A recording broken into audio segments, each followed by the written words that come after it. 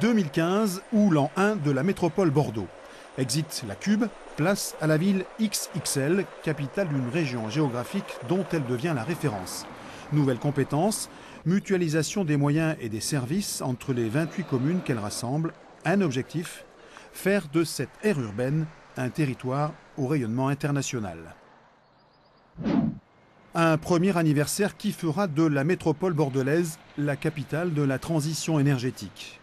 En accueillant les 27, 28 et 29 janvier les Assises de l'énergie, Bordeaux sera le théâtre du plus grand rendez-vous des collectivités locales françaises dans ce domaine.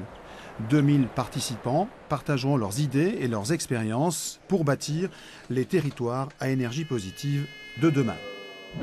2015 sera aussi l'an 1 de la réforme territoriale appliquée aux départements. Les 22 et 29 mars, les électeurs voteront pour des territoires redécoupés.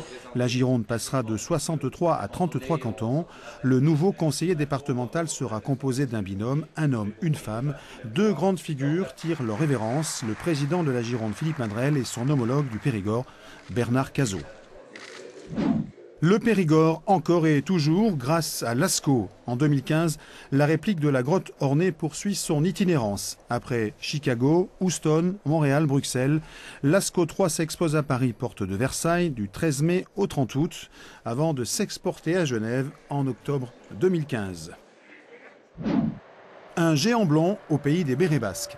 Le 26 août 2015, le Suédois Ikea ouvrira son magasin à Bayonne. Un projet de 250 millions d'euros pour une superficie de 24 000 m². L'arrivée de ce géant nordique fera souffler un vent d'embauche sur la région, avec à la clé 1 millier d'emplois. Autre ouverture en lieu et place des anciens abattoirs de Bordeaux quai de Brazza. La maison de l'économie créative et de la culture sera le premier acte de la transformation du quartier Saint-Jean-Belsier. Un pôle culturel réuni dans ce bâtiment audacieux et qui s'inscrit dans le projet Euratlantique. Ce sera l'un des procès les plus attendus de l'année 2015, celui de l'affaire Bettencourt, portant sur le présumé abus de faiblesse à l'encontre de l'héritière de L'Oréal. Ouverture des débats le 26 janvier devant le tribunal correctionnel de Bordeaux. Une dizaine de personnes sera sur le banc des prévenus, parmi lesquels Éric Woerth, Patrice Demestre ou François-Marie Bagné. Un procès qui devrait durer 5 semaines. En Lot-et-Garonne, le début d'année 2015 sera décisif pour les 133 salariés de Métal Temple à Fumel. L'usine, qui aura employé jusqu'à 3000 salariés dans les années 70, jouera sa survie au tribunal de commerce d'Agen. Le 19 janvier, le tribunal se prononcera sur la poursuite ou pas de l'activité. L'usine de métallurgie accuse un déficit de 20 millions d'euros.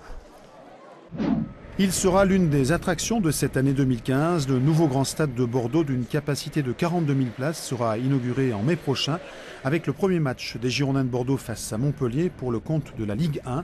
Ce nouveau temple du sport accueillera ensuite les demi-finales du Top 14. Cette enceinte multifonctionnelle servira aussi pour des manifestations culturelles. En 2015, le Tour de France refait son tour dans la région. La station de la Pierre Saint-Martin s'offre l'arrivée de l'étape pour la fête nationale. Le 15 juillet, le peloton s'élancera de Pau pour la 67e fois, direction Cauterets. La dernière étape pyrénéenne reliera Lannemezan au plateau de Bielle. Enfin, 2015 reverra les solitaires du Figaro dans le port de la Lune. Après le succès de l'édition 2013, les skippers feront de nouveau escale à Bordeaux avant de remonter l'estuaire jusqu'à Pauillac, d'où sera donné le départ officiel de la Figaro. Ce sera le 31 mai. Bon vent et bonne année.